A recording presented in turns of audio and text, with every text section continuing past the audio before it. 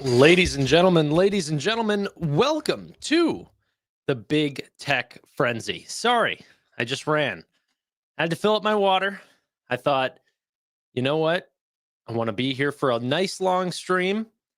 Actually, that might not even be true, but a decent stream. And Tanner needs to be hydrated in third person. Okay. So immediately, let's jump into the big news because markets are red. Absolute disaster coming in midday. Trump tweeted, it's what can actually bring this market down this much that quickly. I'm sure you guys have all read this, but essentially, it has just been learned that China has taken an extraordinarily aggressive position on trade in sending an extremely hostile letter to the world, starting that we are going to effectively, November 1st, 2025, impose large-scale export controls on virtually every product they make, and some not even made by them. This affects all countries without exception, and was obviously a plan derived by them years ago. It is absolutely unheard of in international trade and a moral disgrace when dealing with other nations. Essentially, Trump to fight back said, okay, well, starting November 1st, we are going to impose a 100% tariff on China over and above any tariff that they are currently paying. Also on November 1st, we will impose export controls on any and all critical software. Market dumps. Just absolutely sinks on that news. So there was a tweet before this that happened midday, and then this one that actually talked about the tariffs came in just a little after hours, 4:50. Okay, so this one is another one that ended up dumping the markets. Now, if you guys are following, the market has been trying to recover after Trump went live, and Q&A ended up asking him a question, or media had a question asked him during Q&A of that live stream, and he essentially said that no, he is still going to be meeting with Xi, and they could potentially be talking this out. And that had originally spooked the market that they were not going to meet, and that's when things get bad. Whenever you're not talking, long-term tariff problems can get extended.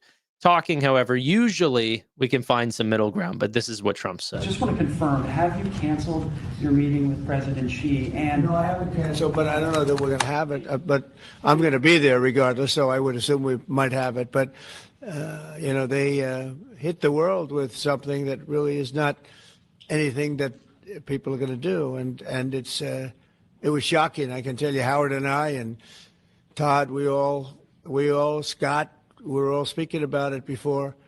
And we said, where did that come from? It was just, that was out of the blue, right? Out of the blue, they came up with this whole import-export concept, and nobody knew anything about it. So if they roll back their export controls, the new announcement, would you roll back? Look, we're going to have to see what happens. That's why I made it November 1st.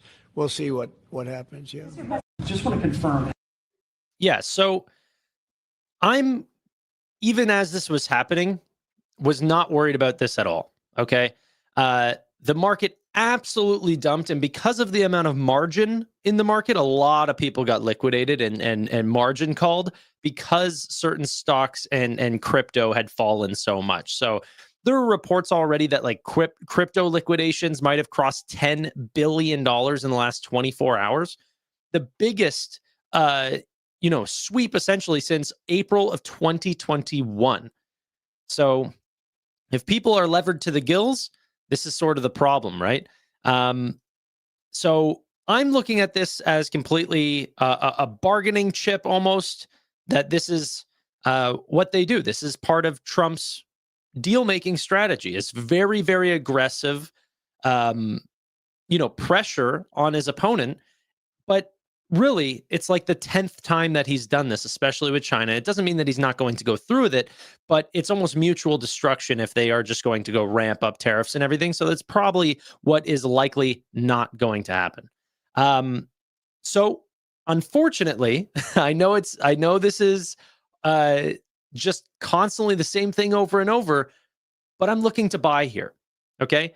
Wish I had more cash. I don't. But ended up buying on Friday, bought in the after hours.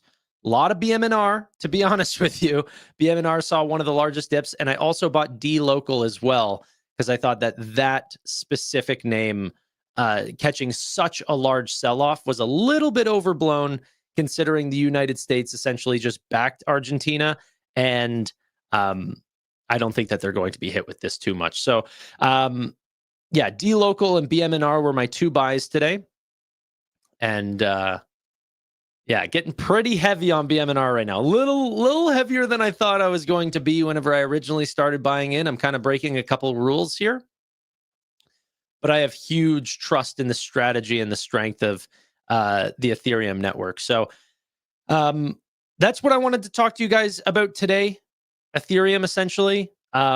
SoFi, we ended up seeing a pretty interesting name. I also wanted to give a little tip of the hat to Open Door and Robinhood as well, and then we can talk about some other names like, NVIDIA and Google and Duolingo, stuff like that. Hello, everyone. Piyush, SoFi at 25 and after hours wasn't saying. I know, how crazy was that? I was like, man, they're gonna hit $30 today. That's essentially how they opened. We got to like 29.80 or something close to this, and then just immediately started selling off like crazy.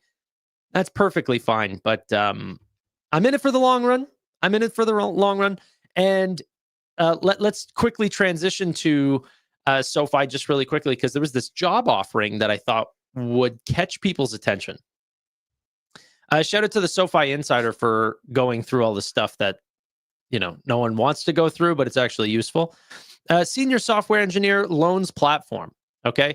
What we ended up seeing is the role here. So look at this. We are looking for a senior software engineer to join our loans platform team, who will help build a cutting edge technology platform to automate our loan process. Okay.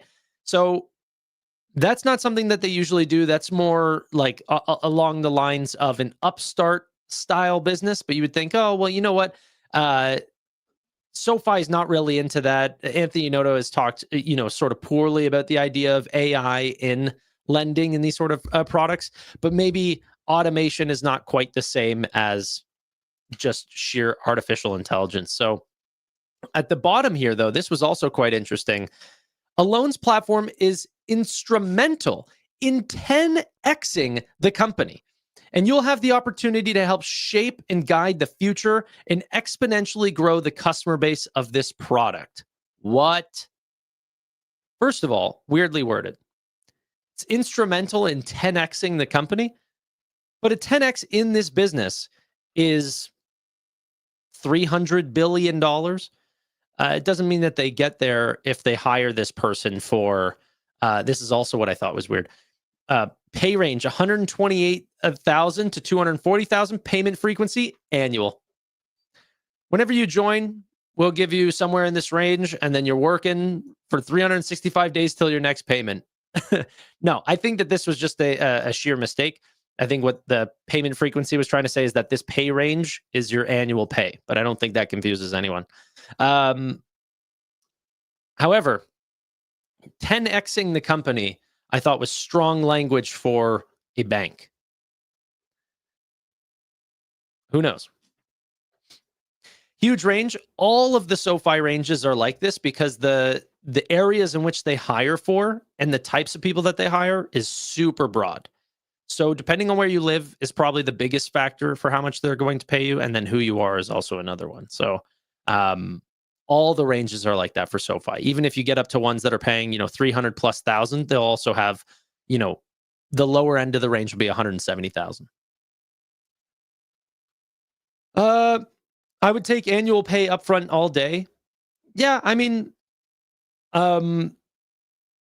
upfront is something else for sure, but that's usually not how they pay, right? I think Trump continues to be positive about China, and we don't dip a ton. Yeah, no, I think the initial shock will be absorbed really, really quickly, and then as we just saw, and it actually got pretty bloody. If we look at Ethereum really quickly, I mean, Ethereum, I don't know if anything got as hit as hard. That's at least this market cap. Some of the alts and everything I heard were, down, some of them as high as like 80%.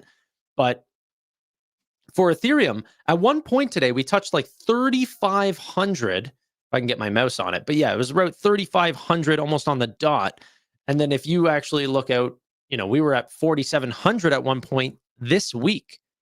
So 4,700 to 3,500 is a massive blow to Ethereum, and therefore a similar blow to BMNR that ended up selling off not only an insane amount throughout the day, which I was buying in, but then even more in the after hours, which got to the $47 ranges. So if you guys were able to pick up any BMNR in the after hours, I think you're sitting pretty comfortable, unless you think that this is going to continue to drop.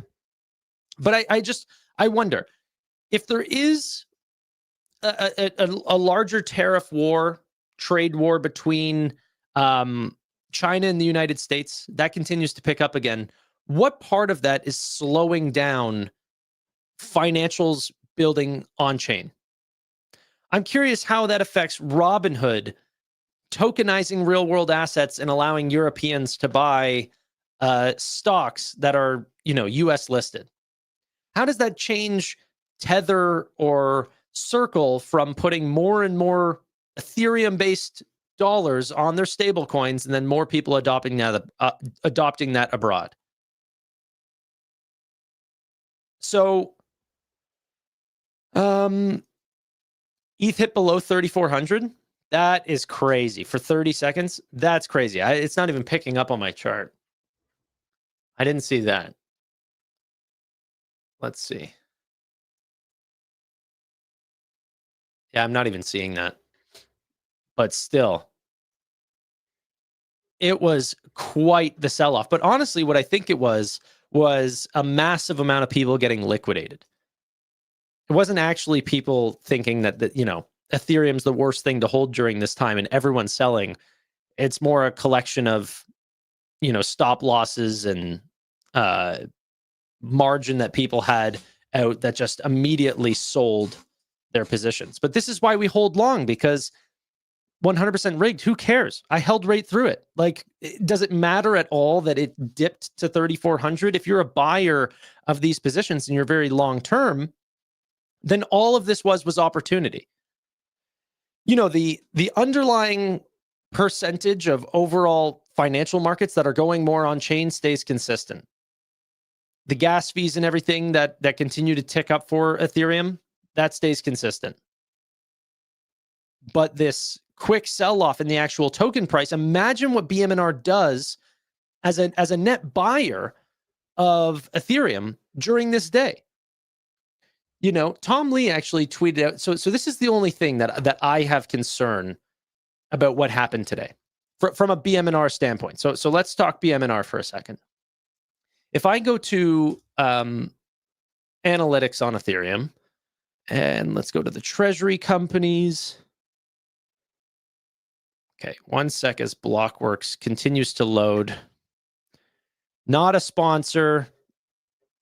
If it continues to load, I'm going to say bad things. Load. Come on. I'm live. Okay. Well, we can switch to Artemis. I just don't know if Artemis has updated to the most recent change.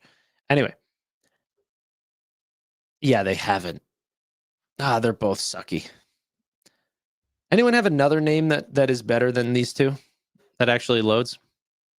It is one of the greatest things about crypto because it's just completely on chain and anyone can, go to Etherscan, for example, and just see the movements of each and every wallet for every transaction throughout all of the history of Ethereum. That data is so free that these companies can show you every single transaction, cost, revenue for every chain, and they can't even charge anything because it's so cheap that multiple companies can offer it. But either way, Does it use margin? I have no clue.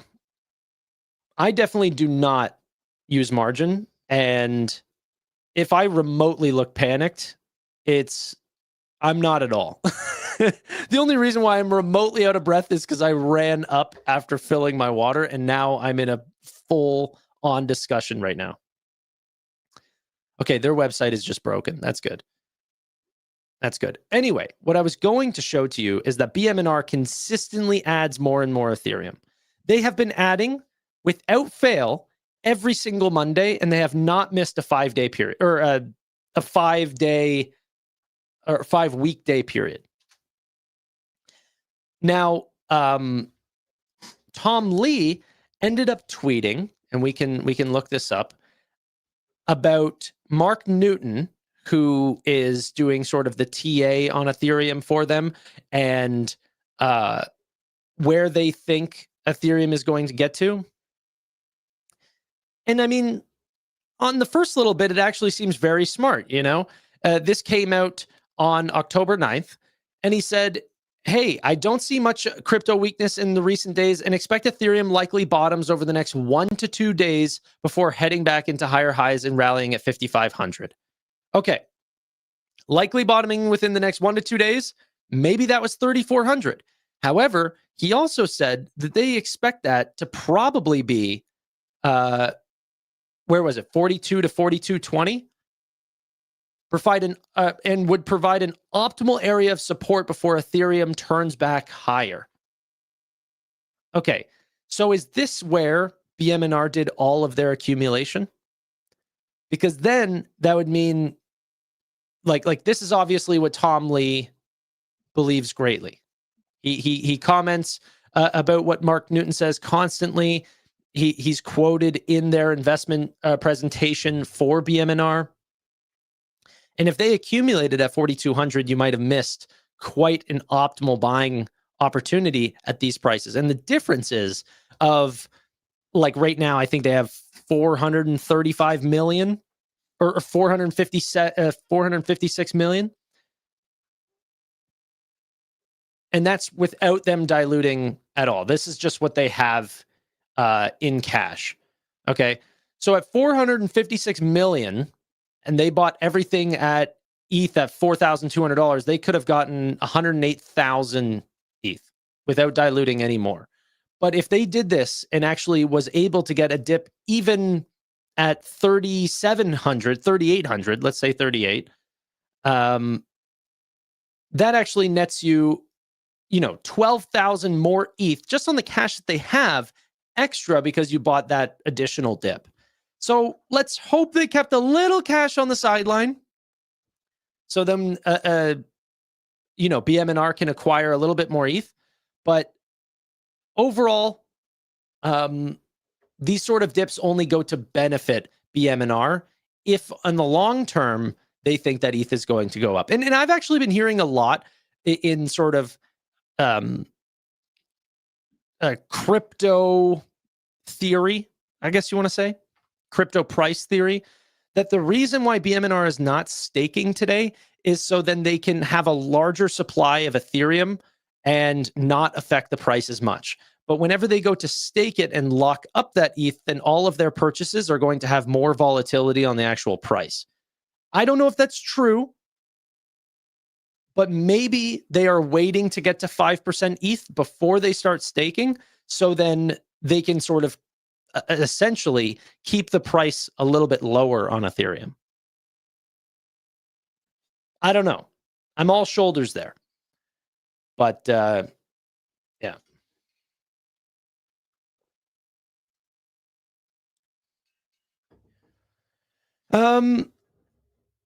Trump can easily escalate the situation. 100%. I'm not saying it doesn't get worse from here. It could. But I'm a net buyer of stocks. I don't look into macro nearly as much as the daily sort of commentators of markets. I'm very much in the Peter Lynch philosophy of, if you spend 15 minutes looking at macro, then you've wasted 11 minutes of your day or something along this line. I take a quick glance, make sure everything's okay, and hope for the best that humanity does not want mutual destruction. And I continue to bet on the technology companies that I know and focus on their individual, performance and where technology's going. It's done well enough for me, and I don't lever up, and I do not put expirations on my investments. So then if I get the timing wrong, all I have to do is wait. That's it. Baba got slaughtered. But this is exactly why, Piyush, this is exactly why I said I am not touching Chinese stocks. I said this yesterday. Yesterday with Stephen Fiorillo on the live stream. I said I'm not touching Chinese stocks. If you look at them as just regular technology companies, they're insanely cheap. They're so cheap. But while Trump is in office, he can pull the plug on Chinese investments. It hasn't gotten there right now. But if he's looking for more cards and maybe 100% tariffs is not enough to scare Xi into changing his trade policy, then Trump will look to sort of draw another card. So I'm not touching Chinese equities at all right now. Not saying the businesses are bad, not saying the valuations are bad. I just don't like how susceptible they are to a single individual policy. Okay. Let's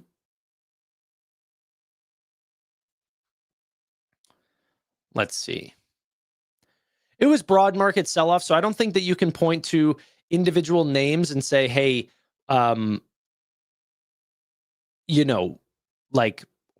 why is this individual company going down versus this one or whatever?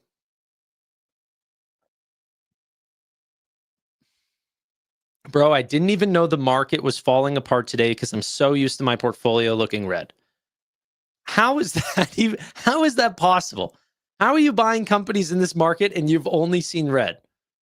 I've only seen green for like the last, year.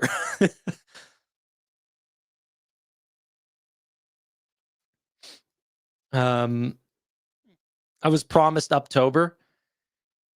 Yeah, we got October, I think is the other one, the opposite. October. I think that we could still see a good October, and this could be a flash in the pan, and then we continue on in our normal fashion of investing in technology companies that go up. And that includes SoFi, that includes BMNR. I think that whenever it comes to high volatility names, Ethereum obviously falls in there, but it just, even to this day, I just find it so crazy how much Ethereum is affected, because it really is not if anything, compared to currency risk, it has such an advantage being a completely separate quote unquote currency, So yeah, all I'm seeing every day, day in and day out, is more and more companies going onto Ethereum. Morgan Stanley today just said, hey, on October 15th, we're going to let any single financial advisor that works with us to promote cryptocurrency, and not just to clients that are above $1.5 million in assets. All of them can end up diversifying into crypto. And that they are going to put out reports and marketing pieces and all of these things that financial advisors are used to help them learn about those products and, essentially promote them to their clients. So that's, a fund that has $2 trillion in assets under management that is looking to diversify. Bitcoin is a hedge to I'm aware it sounds crazy because it hasn't been. But it should act like that. Obviously, it hasn't. It's been acting like a tech company its entire life, if not a levered tech company. But it should. It should. But maybe people sell it out to buy dips in equities.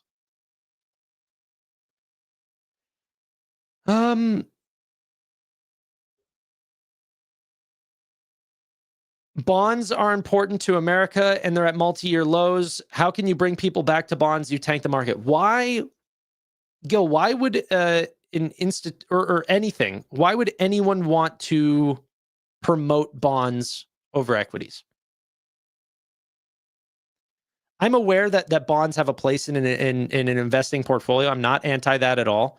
But even like the take rate for Wall Street is so much higher for equities and alternative assets than bonds. Like, aside from money market funds, which would probably pay Wall Street the absolute lowest, have the lowest take rate, then there's bonds, then you have equities, and then crypto and everything like this even higher than that.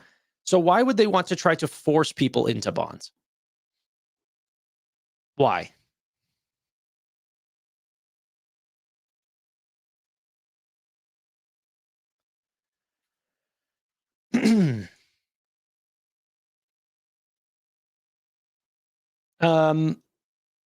Tanner, remember when people hated... Yeah, you're not answering my question.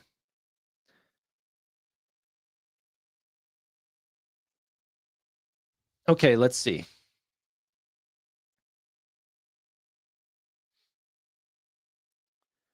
How many positions are in my portfolio? I think it's 16 right now, 16, 17, something like this. And yeah.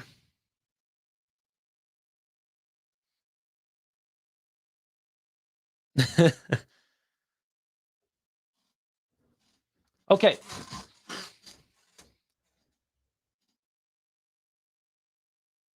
What platform do you and Amit use to stream? StreamYard.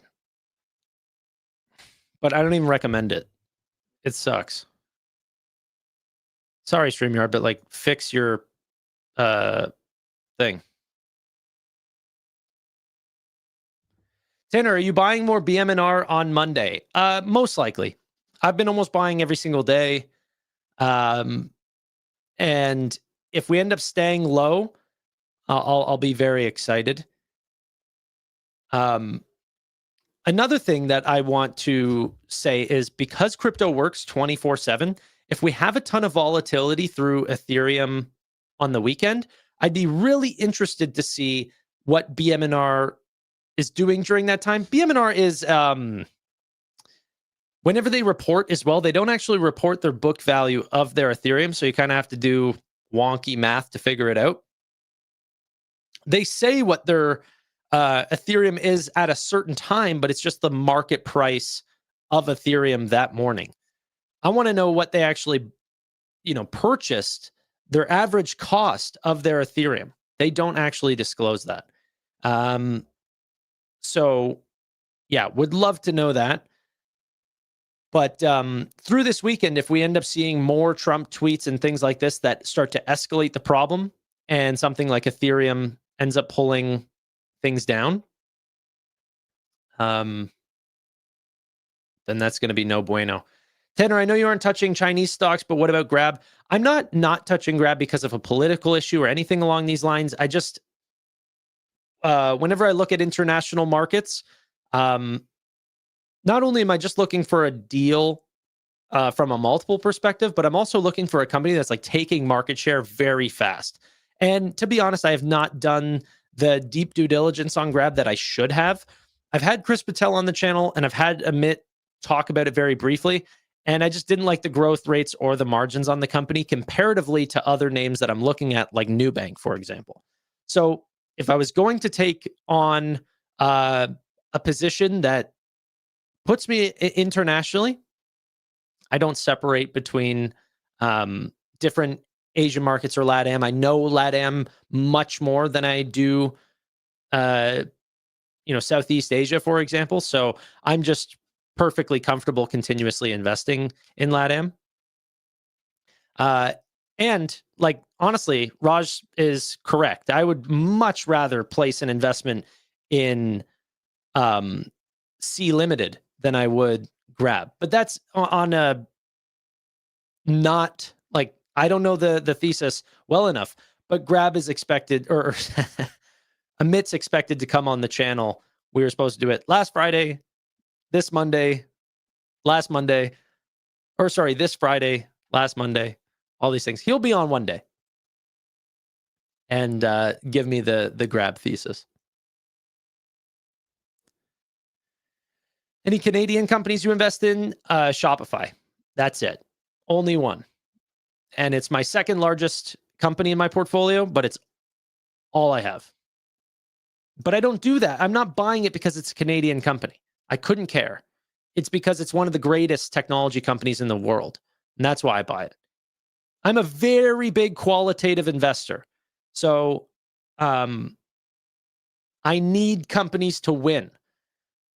You know, I look at total addressable markets constantly. I look at market share changes. I look at who's growing and who's dying. And Shopify is a big winner. For every, like, I think it's, I haven't seen the most recent update, so I might be off a little bit, but I think it's like for every 46 merchants that come onto Shopify's platform, one leaves. That's unheard of.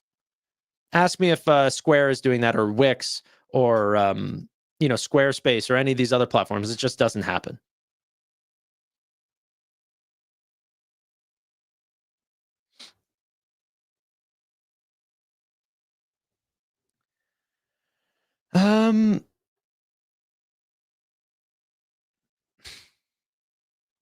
No, I'm all in tech and fintech, and I consider a cryptocurrency financial tech as well.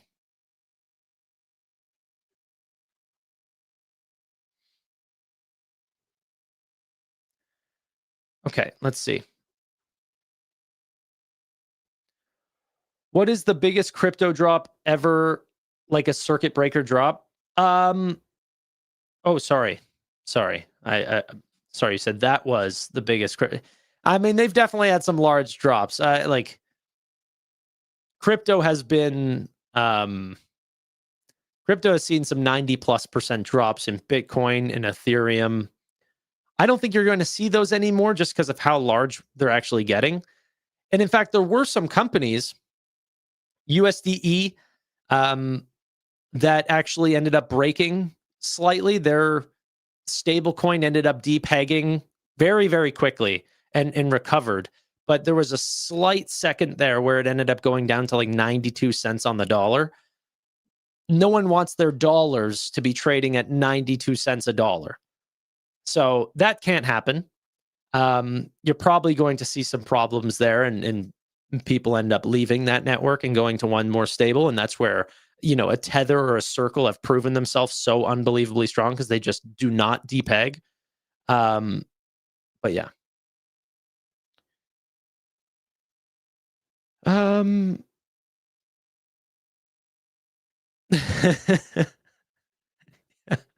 FTX day, boys became men. Yeah. That's when you knew if you were a real hodler or not, if you had absolute paper hands.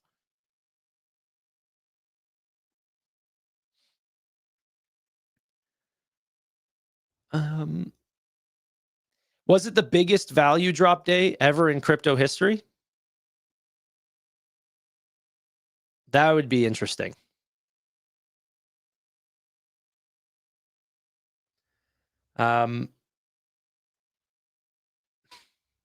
What's a stop loss? A stop loss is like, you can schedule your stocks to sell if it hits a certain, almost like your own internal circuit breaker, where you will sell a stock if it falls to a certain percentage, or dollar amount, I guess. But no, I don't use them. Maybe I should, just like extremely far down stop losses, just in case if one of my companies go BK or something. Like, I don't know, but I've just never set it up.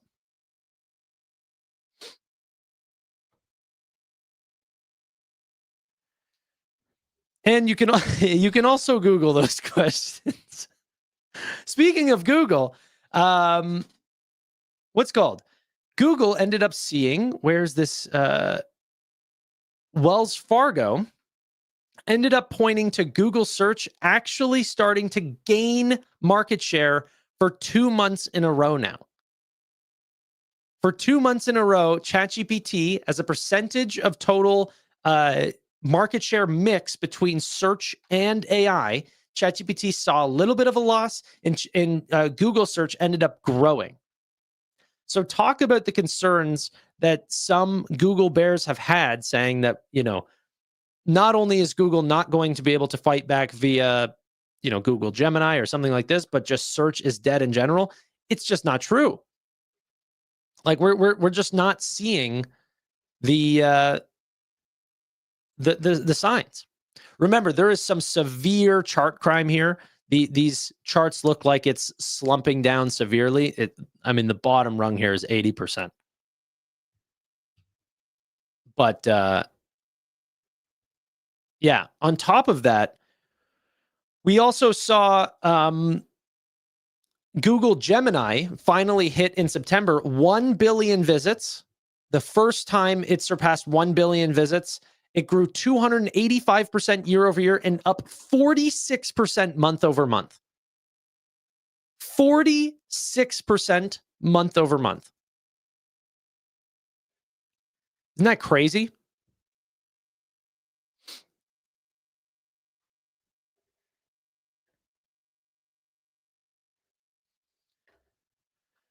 I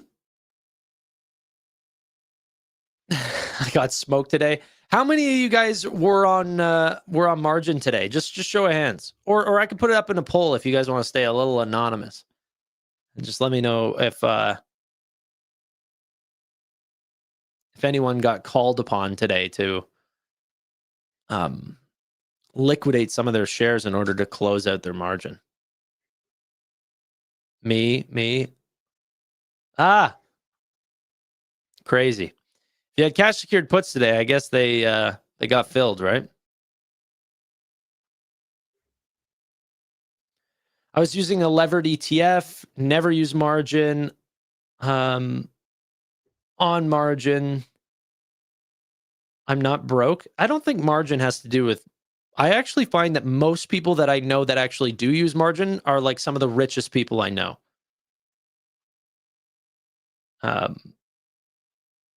But yeah.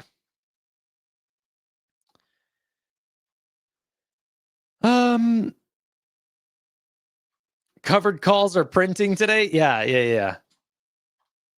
I'm not. By the way, I'm not suggesting that margin is a smart thing to do. That's not what I'm stating. I'm just stating that there are some strategies that, rich traders that I do know often utilize those strategies, but I do not touch it.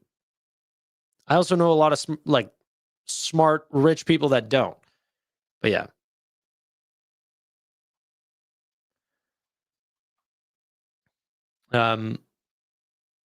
Leaps work until they don't. I agree with you, Gil. Now we're on the same page. That's why I prefer common shares. Yeah, and shorting. Crazy guy. Thinks leaps are too risky, but he's shorting the market. Nuts.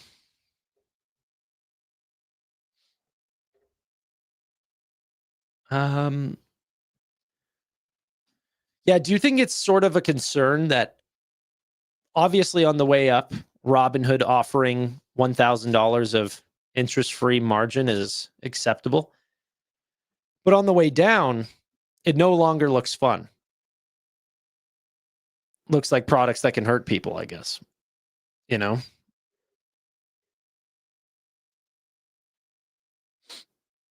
Okay. Another thing I wanted to quickly talk about, we can talk about Kalshi another day, I guess. Today's just a little bit too important for that. People are focused. Oh, I heard some concerns about Robinhood potentially not allowing people to sell off their Bitcoin. I heard some conspiracies, or Bitcoin or Ethereum. I heard some conspiracies that this had to do with the volatility and the cost to sell those coins because the market was really hot, that the essentially the gas fees climbed too high and then Robinhood just wouldn't pay that rate. I'm not sure. Yep, it's true.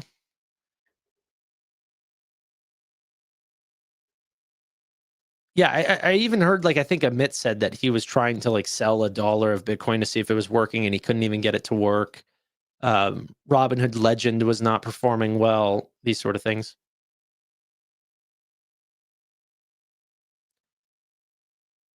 Amit failed to sell on stream. It was the same with Coinbase. All right.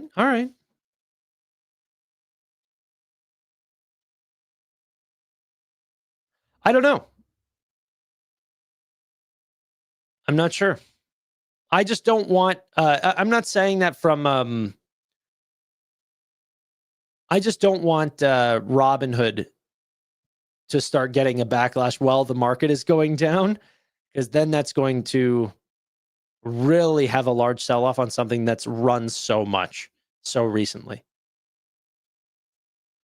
You know, I know a lot of people who are reaching out to me saying that they are trying to de-risk. And where do you de-risk from in this market? If you're trying to de-risk and you're holding the names that we talk about in this or on this channel, do you sell your Nvidia and your Google and your Amazon and your Meta? Or are you looking to trim, you know, potentially a Robinhood or a Coinbase or something like this that has benefited from the volatility in the markets? So it's a little bit hard because Robinhood, whenever markets are good, is such a levered bet, because not only are they seeing growing user bases, but then there's more and more like, if there's less and less transactions, then that also is going to hurt them fundamentally, and sentiment is lowering, which is compressing margins. So they see S curves on the way up and sort of S curves on the way down. I know that's not a real thing. That's not what an S curve is, but you know what I'm trying to say. They take 2 steps up, but also 2 steps down.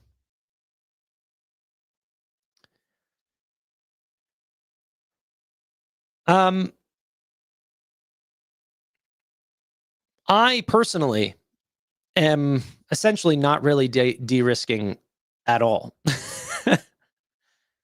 I'm, you know, almost entirely long, betting on the best technology companies in the world as I see them. And until those companies start to say that the market is changing for them, they can't find customers to buy their product, something along these lines, then I look to trim. Okay. But Trump's bargaining chips for China, which he is always down for a conversation, is not going to change my mind. Curtis, add some BMNR to the community portfolio. Buy the dip. Curtis, I thought you'd never ask, brother. I absolutely will do that. Thank you. Yeah, I mean, this is funny. Steve has that famous saying, right? I don't care. And it's true. Like, I am not worried about this China news.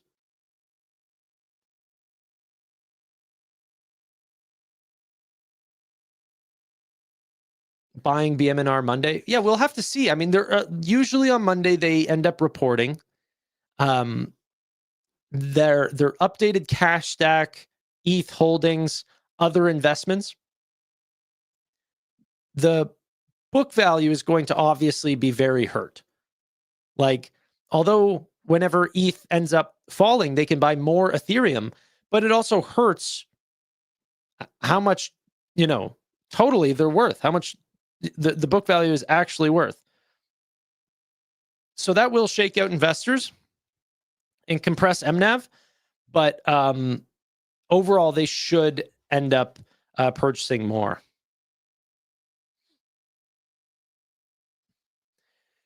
B-Dub says you grew to 1.1K live viewers, man. I remember when there was like 25 of us here. It was good times, though. Just doing DD on SoFi and all these different names. It was a lot of fun. And skills. I mean, I'm not immune. I mean, we took some heavy losses there. We lost some good men, but we're back.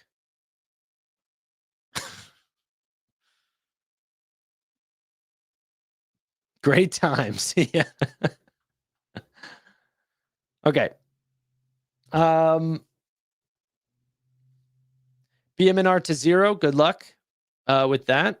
In fact, you should bet against BMNR. See how that works out.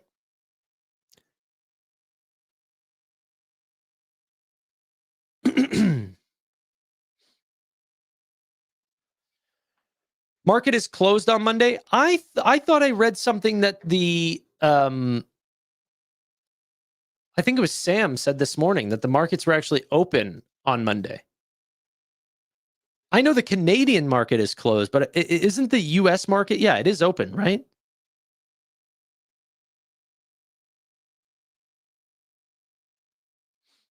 Yeah, I think the markets are open. The bond market's closed. All right, fair.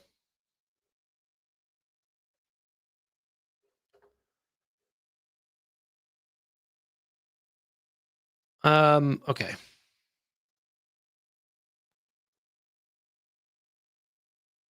Let's see. Settling is closed. It's a bank holiday. So banks are closed, the market's open. This is why we need so I put out a tweet. I said my favorite product Robinhood is working on right now is tokenization. And I got some flack on that. Obviously, there were some crypto bulls that came out of the woodwork and were like, "Hey, you know what? Yeah, totally agree. Pamp the stock." But I do believe this.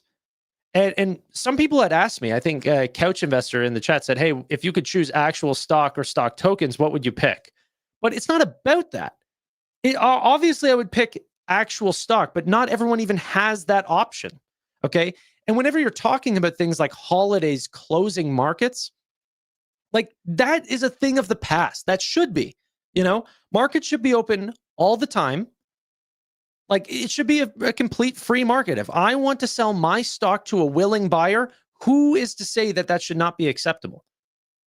Two adults doing trade at any time of the day during any holiday. I mean, that is up to me. We have technology today that is able to do that. And in most places in the world today, they do not have access to US equities at very cheap rates. You either need to be extremely high net worth to actually go to a bank that will let you set up an account that will charge you ridiculous rates to end up buying US equities. And then on behalf of you, they'll go out and buy those stocks. And then you have some form of an SPV for that. But come on. We're talking about the great part about blockchain. Not only is the instant settlement and everything like this, but it is the 24-hour markets at extremely cheap rates. Extremely. And that's only going to get better over time.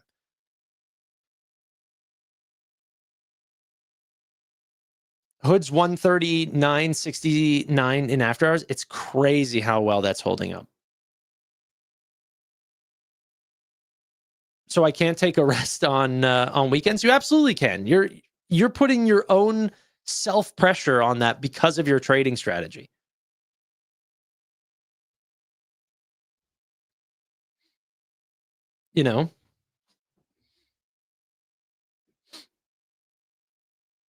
Okay. But if people aren't actively trading the tokenized stocks, they aren't effectively reflecting the market despite the uptime. Yes, but I think that the tokenized markets will have more liquidity than actual markets have no place. It's like saying, hey, these machines are not going to run if, stock markets can still be done with people in the New York Stock Exchange. It's like, yeah, dump the people, go to the machines. And we've already done that. Now we're just talking about two separate machines, and one's on old tech and the other one's on new tech. And we're going, oh, I don't know if we should transition. The only people that don't want to transition are the legacy players that are making absolute billions.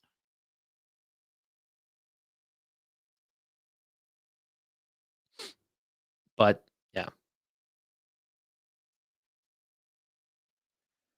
Okay. You can do all your algorithmic trading, options, futures, everything on cryptocurrency as well. That would just be a smart contract.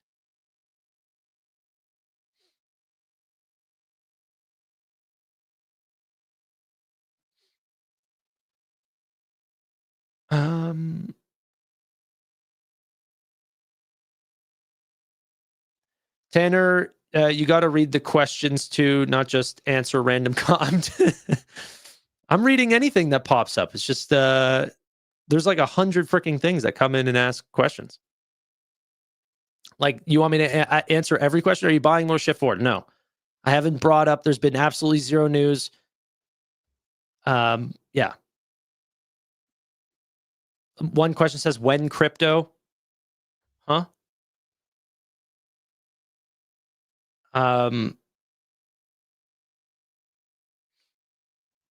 What's the time? Thank you. It's 7:53 p.m. Are you buying more SoFi? Not right here.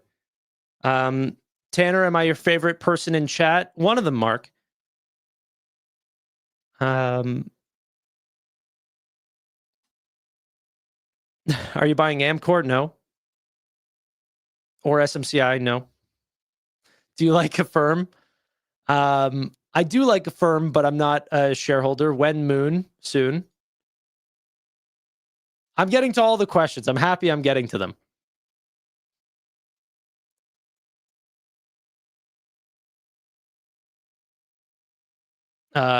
Best pizza. My favorite pizza is a local spot here, but I won't say that. I don't want to blow it up. Panic sold today. Liam, I mean, that's part of the game, right? We got to try to hold back those. Like, I think the longer you invest, you just realize that there will be 100 times, maybe not in a year, but you'll probably see 100 different moments over 5 years where something will happen. People will scream at the top of the lungs, at the top of their lungs, "This is doomsday," and then nothing will happen about it, and it'll clear up within either 24 hours, 90% of the time, and then in the other, 9%, it's in a week, and then in 1% case, it's in a few months. Obviously, there are real concerns. There are real market problems. I'm not suggesting there isn't, but that's where I like to focus on, is like the actual, what's going on with the products, what's going on with the consumers, what's going on with the businesses, are they still buying, these sort of things. And honestly, everything looks pretty fine right now.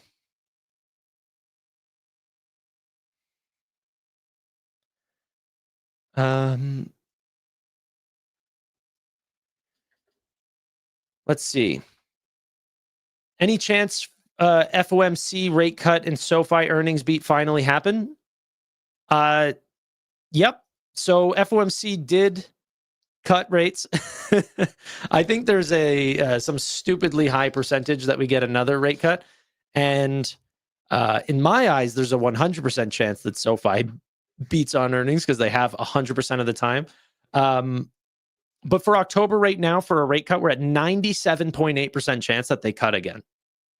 97.8%. I just checked. So yes, I think both of those will happen.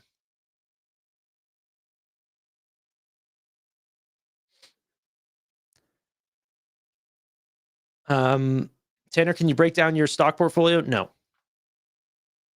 It is available. It's just not available on this live stream. So you're saying there's a chance. Is LGBTQ a thing in Canada? I think so. LGBTQ is a thing. I don't even, it's weird calling it a thing. But yeah, it's a thing in Canada.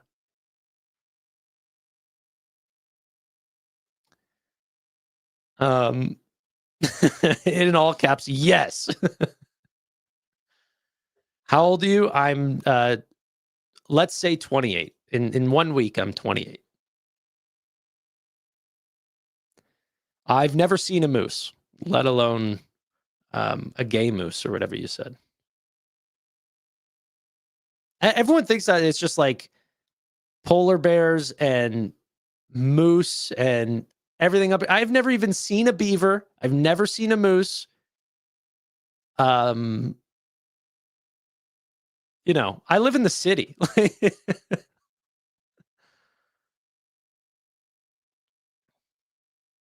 I'm yes, I'm in a long-term relationship. Now you guys got me worried that I'm not answering enough questions, and you'd have to go outside to see a moose. That you're right. You're right. Surprisingly, though, as much as I don't go outside, I do have a girlfriend.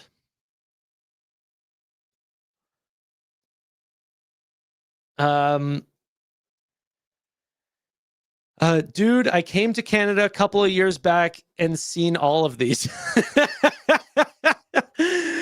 This guy visited and saw more of Canada than me. It's probably true. I've not, I've seen more of the United States. I swear this is true. I've seen more of the United States than I've seen Canada. I've barely seen Canada. I, just like you guys, don't like to be cold and in the middle of nowhere. I'm from Toronto. You know, I'm more suited in New York City and feel more at home there than I do seeing moose is it moose? Is moose plural and singular, or do I call them meese?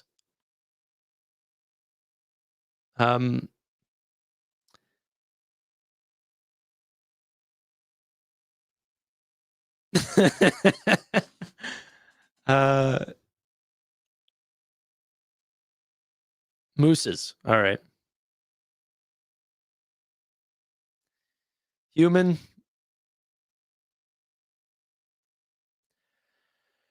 Crypto liquidations reach 19 point.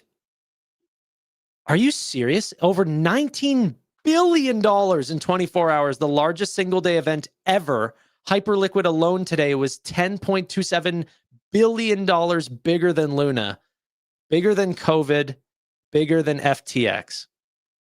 I can't believe you just brought up Luna. I actually forgot about that.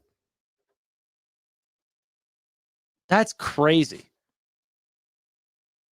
Today was $10.27 billion larger than Luna, COVID, bigger than FTX. Wow.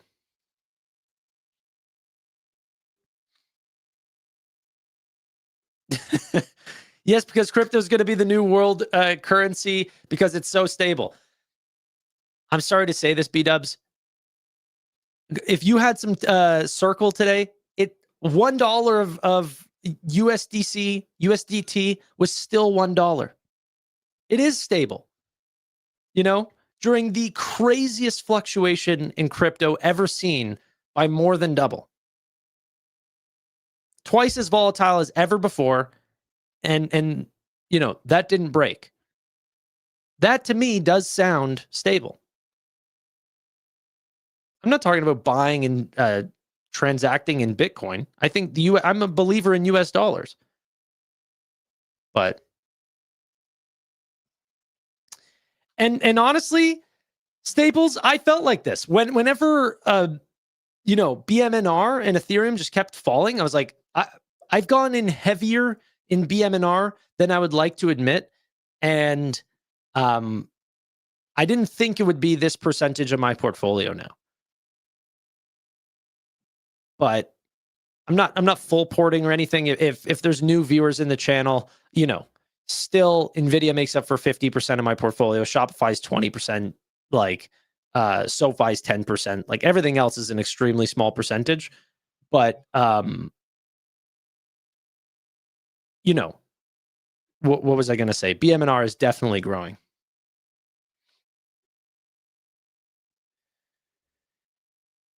Okay. And I don't think Shopify is quite 20%. I think it's a little under that, but yeah.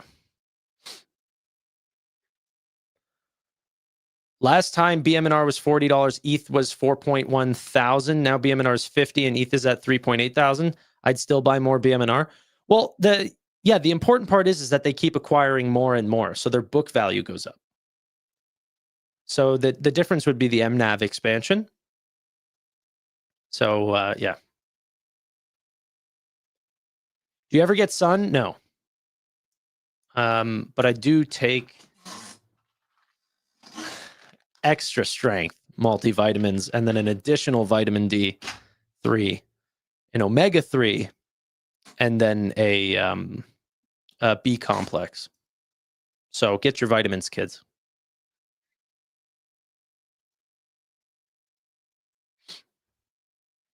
And yes, I do put them into little containers. And yeah.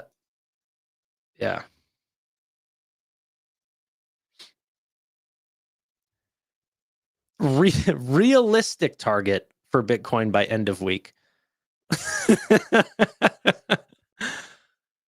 Tell me you're not an average or a normal viewer of the channel. Well, I do appreciate you here and the donation. I have zero clue about where Bitcoin is going to be in 1 week. Zero. I don't invest like that. I do hold Bitcoin, but I'm just holding for the long term. As the kids say, I'm stacking sats. Okay, and that's all we do here. Magnesium glyphosate? Glycinate? Is it glycinate or glyphosate?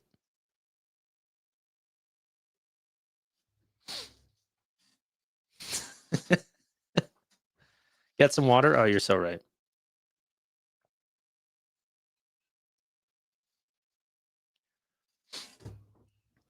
No, well, I have some of those other things that you guys are talking about, magnesium and zinc. However, I heard zinc helps with testosterone.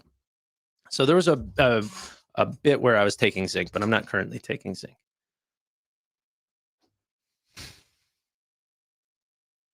Glycinate. All right. Glyphosate is Roundup. Oh, okay, my bad. My bad. It's not like I have anything to do with glyphosate, by the way. Canadian government Roundup, I'm pretty sure, is illegal in Canada, so I don't have any of that. Low T, I don't know. I'm from time to time I might have some anxiety or something like this, but no, I'm kidding. No, I mean you can never have enough tea, you know.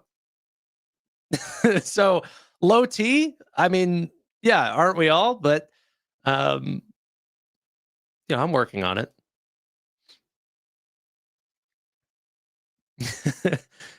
Yeah, I did hear that they came out with some sort of testosterone boosting product. You look like the definition of anxiety. I actually do not have anxiety at all.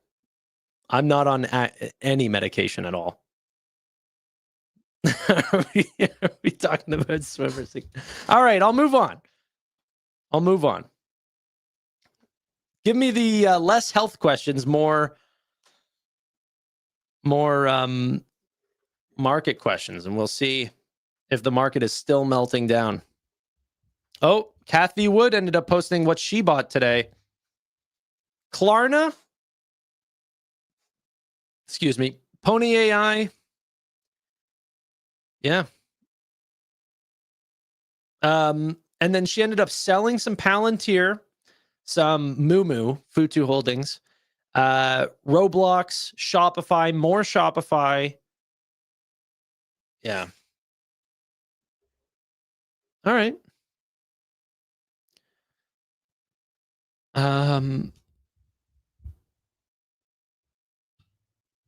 Let's see. Oh, I wanted to talk Open Door really quick. I'm not an Open Door investor. I have a hard time believing in the story. Not saying it's not a possibility. I'm not betting against this company. If you guys are in it, enjoy your gains. I'm not tearing down at what other people invest in. However, I am, like I said earlier, a large investor in Shopify, and I'm a believer of that business. And one of the things that have caught my eye about Open Door was Kaz. So Kaz was the chief operating officer for Shopify. He ended up coming in as the CEO once Carrie Wheeler, whatever her name was, ended up leaving. And then also ended up hiring more people from either Dropbox or I don't know where this one's from, but essentially other people from Shopify as well. I'm a huge believer that what makes Shopify so successful is their operations and how they sort of ran as an organization. Kaz is bringing so much of that to Open Door, and just seeing more and more people come from Shopify to help the business grow is a little bit interesting. I'm not a fan of the Open Door story right now, but if someone can change my mind on that, it's Kaz. It's true. Okay, what did Tanner, why buy BMNR over just Ethereum?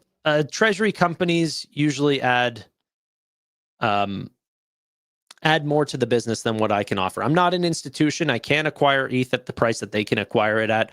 I don't have a way to sort of sell my equity and buy more BMNR and then go to markets for more and more equity the way that Tom Lee does. So I'm benefiting off his popularity, off his connections in Wall Street, off his capital. And yeah, it's just a much better play for me than buying straight Ethereum.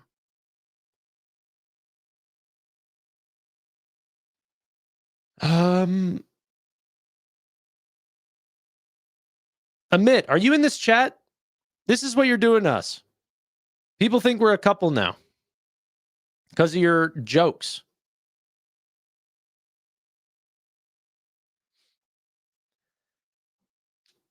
Tanner, how much BMNR do you own and what's your average cost? Answer either of these or both. I mean, or none. I usually would give you an average cost, but just because you just put it in caps and demanded it out of me, I'm not going to give you either. I'm going to wait till next episode whenever you're not here, and then I'm going to say it. I'll tell you guys my average cost tomorrow.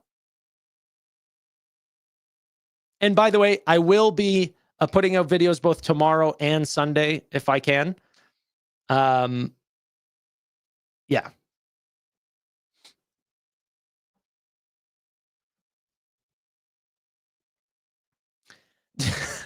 Tanner, do you have a grinder thesis like Amit? No, I do not have a grinder thesis. Actually, I'm pretty anti just dating things in general. Like online dating platforms. I'm not I don't believe in their products. You essentially, if you're successful at what you do, you're having people get off your platform. Like if you really are a true matchmaker, you lose customers. So, yeah.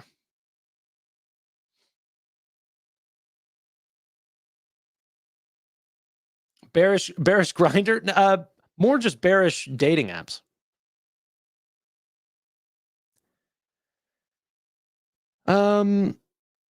It's like Chime. It honestly is like Chime. Chime, if they're successful at building your credit and increasing your net worth, they lose customers. So either, and I do think that they are successful at this, but that's also why I don't believe in them, really.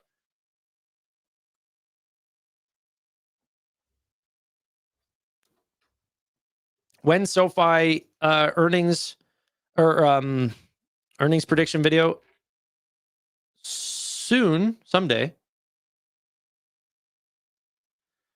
What is the business model of BMNR? Just to buy and hold Ethereum? Yeah, they buy and hold it. In the future, there will be more of a business model than what is there today. they are going to play almost an infrastructure role on Ethereum. So whenever you hold potentially 5% of ETH or up to 10% of ETH, you have a massive governance role to play. Essentially, you have a huge voting share, a huge potential staking role, like keeping the network safe. But then that also means that you can set up your own validator network, which is in their investor presentation saying that they do want to make an all-American validator network just to secure their own ETH. But potentially you could start setting up staking pools, bringing on new Ethereum from other people, take a small cut there while also validating the network. So in the future, there will be more, but today it's just to buy and hold.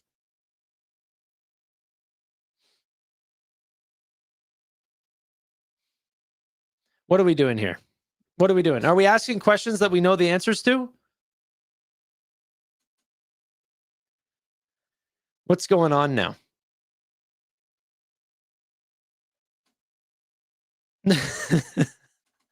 Bearish dating, bullish hymns.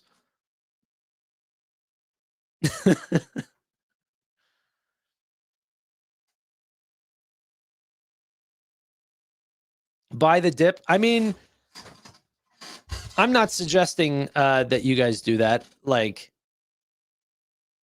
obviously, do your own due diligence. But I don't think that Trump ever tries to sink the markets intentionally. I do think that he has a very aggressive negotiation strategy. And with that negotiation strategy, I think there was just so much pent-up concern in the markets that we've just seen just nothing but endless green, that people were looking for an escape to sort of bring the market down a little bit. And that might continue on for the next week or however long that this ends up getting sorted out for, where we could shake out, 10% of the market or something along these lines. But the actual companies underlying the market today have insanely strong balance sheets, have like unlike other markets that have crashed, like everyone's comparing this to the .com bubble and everything. The companies that are the largest businesses in the world today are essentially selling product in 170 countries. Some of them, but all of them being completely global in many, many different sectors. Insanely high margin businesses, aside from one or two in the large names. But there's so much flexibility to their business. There's so much operating leverage. Crypto, AI, all of these things are just incredible additional operating leverage that they can pull additional margin from. I'm just a huge fan of stocks today. So whenever I see these small ripples in the market, I just don't get concerned for my larger, more broader, safer investments. And then the ones that I should be scared about, like the BMNRs that might be a little bit more speculative, I'm not worried about Ethereum here or the Treasury playbook right now, because of the amount of investment demand that we're seeing for crypto. There was a report that just came out today. It was today or yesterday by, who was it? Let me find this real quick. But essentially they said, and I'll tell you here in a second, State Street ended up putting out a digital assets report and went to a bunch of other companies, businesses, asset managers, and asked them, what are you guys thinking about digital assets right now? What do you guys think about crypto? And they believe that crypto investments is going to double from here till 2028. Okay? That these companies, in some form or another, helping with cost, helping with security, helping with diversifying their investments, in any sort of way, they had all these charts that I was going to make a video on, and it'll probably be out tomorrow. But just talking about why they believe that crypto and digital assets is just going to continue to increase in their demand. And the only problem that I had with crypto before, I loved the technology always, but I always said regulation was going to be the problem. That whenever the United States wanted to quash, crypto, it would be over. But they're not doing that. They're going in the other direction. They're saying, hey, adopt crypto.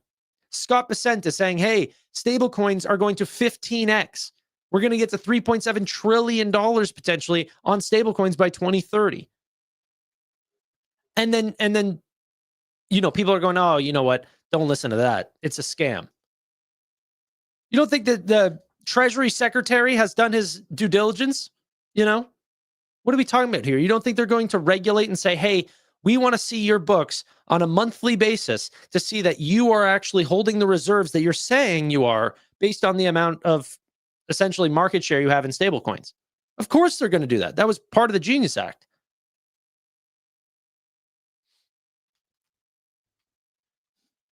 Bro, ETH going to 1,500. Be careful. BTC 50K, guys.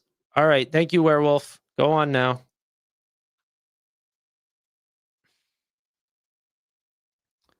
Full retest inbound. That guy has the crystal ball. He's your guy.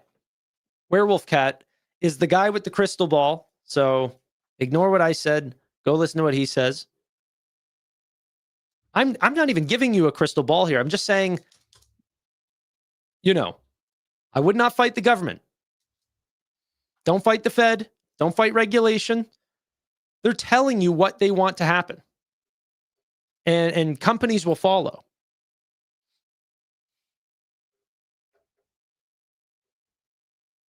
The Bears always come out. Josh has been here way too long, okay? Has held companies, has been in the red, has trusted businesses qualitatively long enough to know that he's going to do his own DD. And what are you doing, Josh? You selling? You probably bought more, you freak. What a sicko, this guy. He probably bought more SoFi. Tell me, Josh. Update me. What'd you do today? Just holding? Josh has what? That 25 bucks? 8 mil, something like that? 8.5 mil in SoFi stock? This freak probably bought more.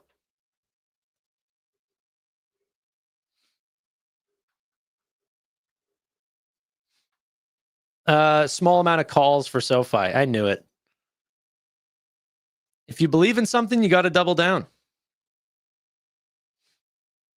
At least Morgan Stanley dropped restrictions on wealth clients buying crypto on October 15th. What a nice entry for them. Yeah. They allowed them to wait just out of this Friday.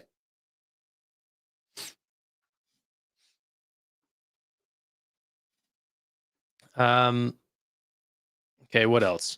Is your girl older or younger? What a weird question, TB. Focus on your investments, okay? Not on mine.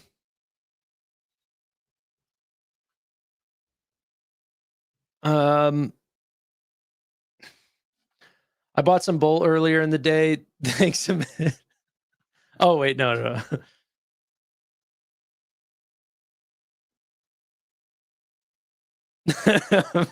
Amit's old. So first off, Amit's not even older. He's younger than me, but only by 10 days.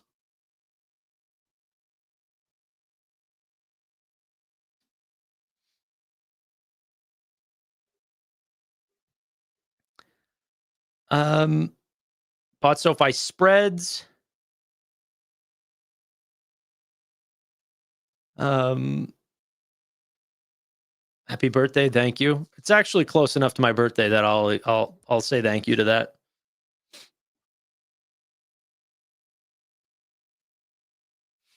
You know what's so funny is someone said, so that means she's older. And then another person said, so that means she's younger.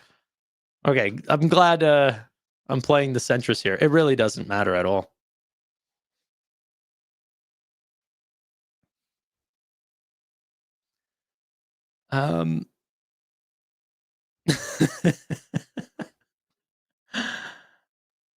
My whole portfolio is SoFi. Thoughts? Risky for sure. Definitely risky. It's not that I don't believe in SoFi. but there's execution risk to any businesses. You know, I think at some point AOL had a pretty good standing that they were going to be, you know, one of the largest tech companies, Yahoo, these sort of things. So even companies that historically are doing well doesn't mean that they're going to continue to do well. I have full belief that SoFi is going to continue to do well, but I wouldn't full port it. I do diversify.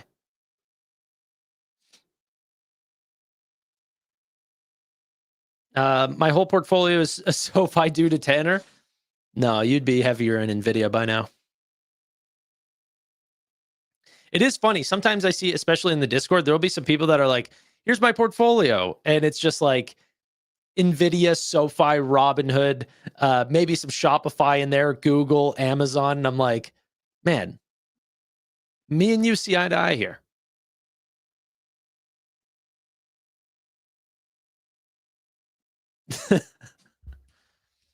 Tanner, personal questions, automatic ban. No, I don't. I do find it interesting. Obviously, I don't mind personal questions, but then I get DM'd like, hey, like, what part of Toronto? I'm like, go away. I don't want you to know this, you know?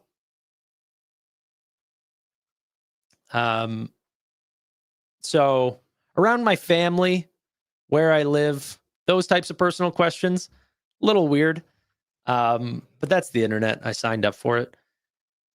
On the other I get that people are just curious. But in the next breath, like personal questions about what I had for breakfast or whatever. I mean, hey, eggs and I heard you guys don't even know what P-meal bacon is.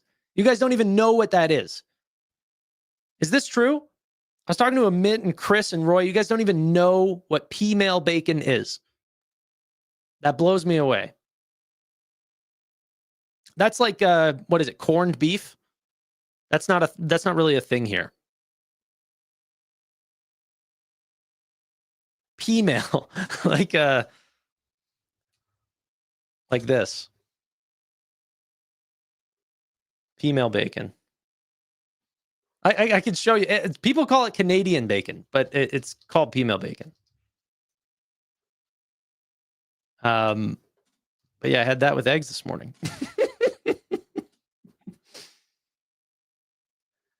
None of these really look good, but it looks like this.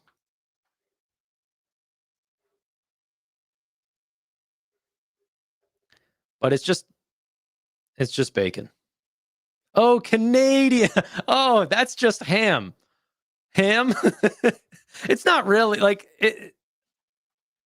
Yeah, I don't know. It's not like what you would eat like regular ham. That's not bacon, that's ham. Yeah, but if you eat like a cured ham or something, it's different. You know, it is different. But then you guys eat like corned beef and stuff. Isn't that a thing? Corned beef. Yeah, I don't really have this. And I don't know if this is not a big thing here.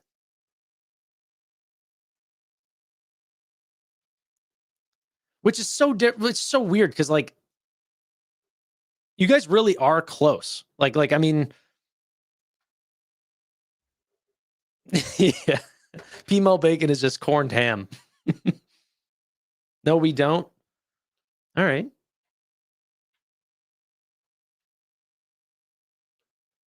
Corned beef is Irish.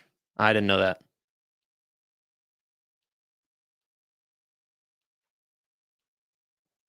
All right, maybe I'm wrong. What does yeah, bacon, eggs, and breakfast sausage. I just sometimes you got to mix it up and get some P-meal bacon. Crypto King Freddy says, I smoke my bacon every weekend. Pick is of sliced ham with funny name. And then he just says, Big Bear AI, please. I mean, it might be sliced ham with funny name. I don't know. I'm not on Blossom, no. Are you in any data center names? Does NVIDIA count?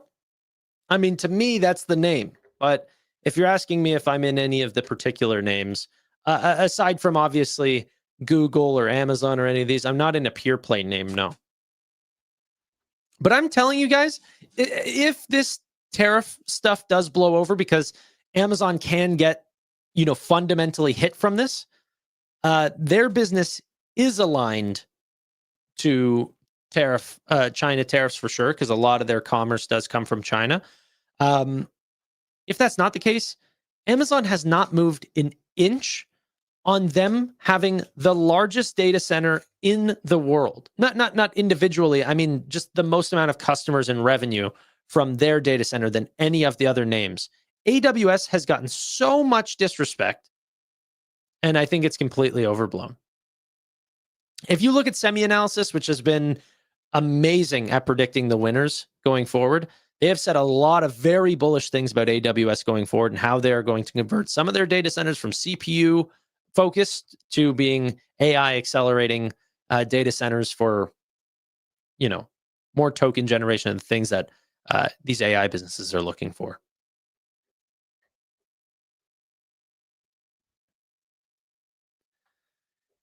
By the way, what I showed you is absolutely not spam. I've never had spam in my life. It's not spam. Maybe I had spam when I was a child or something, but yeah. You like ASML as a data center name? As a data center name is a weird way to put it. But yeah, I don't mind ASML. I think you're definitely fine holding ASML.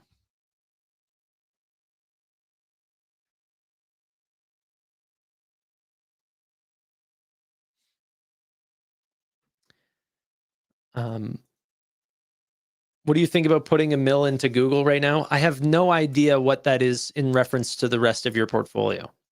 So the actual dollar figure, I don't care about as much as what it means to you.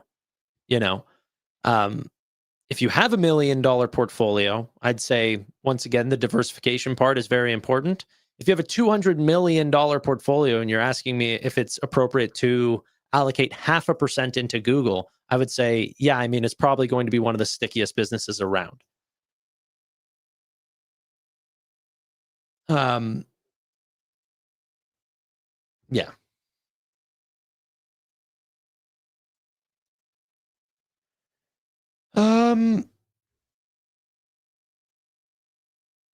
BMNR might stand by for buy more need. Okay. BMNR stands for buy more need revenue. Hey, they could stake if they needed revenue. Doesn't seem like that's their problem, I guess.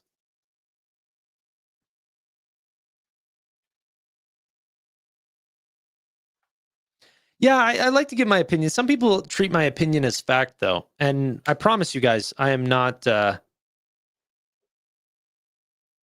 my opinion is just an opinion.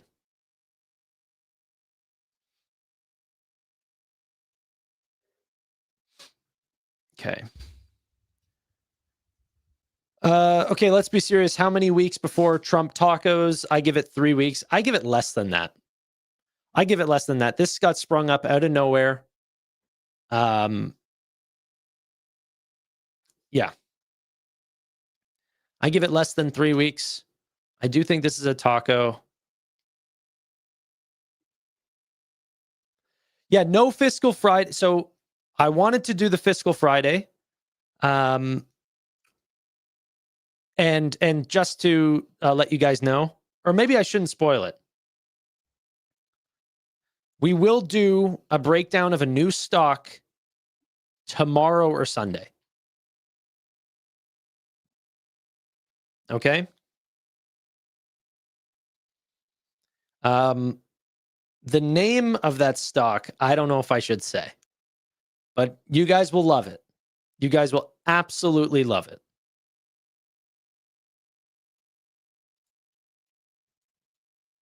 But just because of the inherent news today, I couldn't go live and talk about a new stock And like people would have just been like, hey, Trump, the whole time. So I really just needed to talk about this because it just got sprung up, a few hours ago.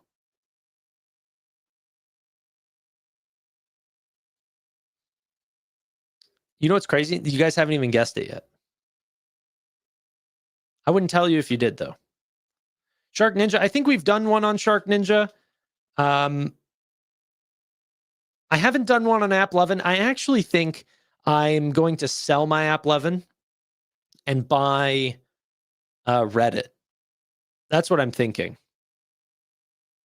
Could be wrong on that, but it keeps me in the advertising space and allows me to own the user and gets away from an SEC probe.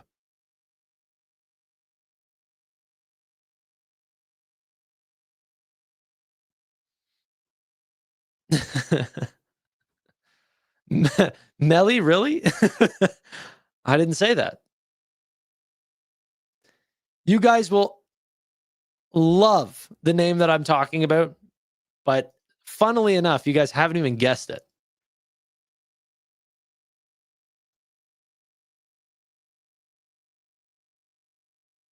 We already did D-Local. D-Local was a past episode. I'm not going to go back and redo it.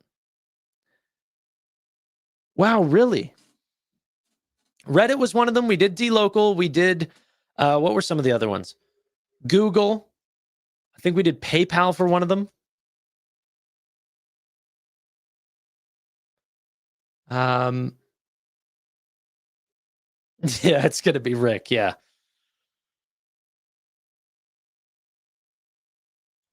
Energy for sure. Paul, you don't know me very well.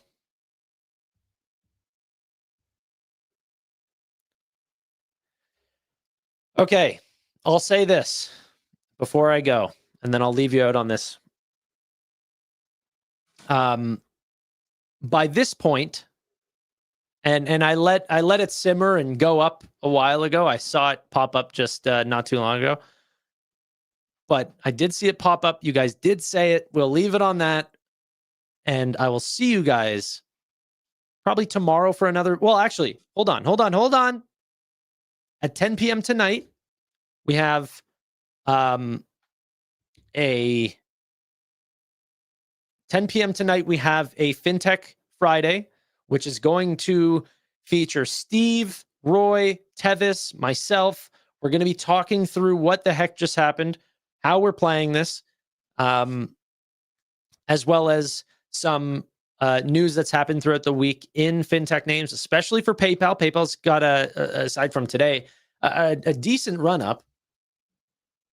It was down 7.8% today. You can get it under $70 again. But I mean, this morning you had to pay $77 just to buy in. So it's crazy what a sell-off we've just seen. Now it's back under 70.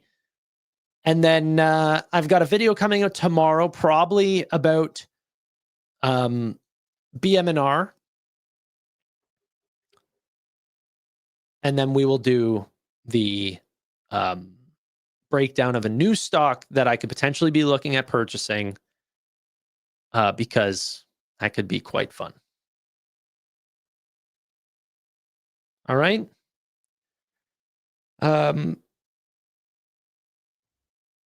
We are losing the trade war. Anyone should see that by now. All right. Your BMNR videos are fire. Thank you, guys. Honestly, the support lately on the channel has been insane. We flew past 50K subs. We're almost at like 52,000 now. I mean, just the market's just been red hot. And with that, the support has obviously been very nice as well. But it's going to be the long-term investing that I'm going to continue to try to promote. It's the one that I think is safest, the one that guarantees that we win on the upside while staying in the game on the downside. I don't want to get liquidated. This is a long game, the longest game that you can play in your life.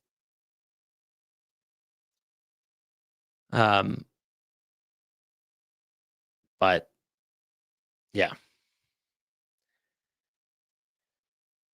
Tanner, you should invite Tom Lee.